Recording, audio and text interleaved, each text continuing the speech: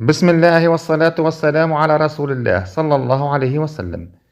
عيد الفطر أول أعياد المسلمين، والذي يحتفل فيه المسلمون في أول يوم من أيام شهر شوال، ثم يليه عيد الأضحى في شهر ذي الحجة. وعيد الفطر يأتي بعد صيام شهر رمضان، ويكون أول يوم يفطر فيه المسلمون بعد صيام شهر كامل، لذلك سمي بعيد الفطر.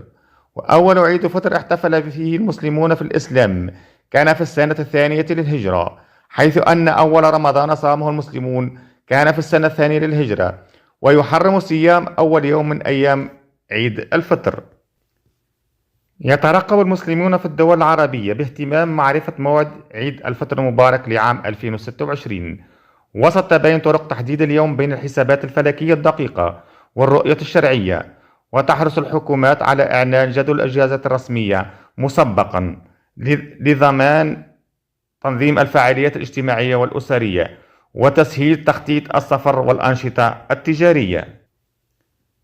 قد تختلف بعض الدول العربية في تحديد يوم عيد الفطر بين الرؤية الشرعية للهلال أو الحسابات الفلكية، إلا أن أغلبية التوقعات تشير إلى أنه قد يكون الموعد يوم الجمعة 20 مارس 2026،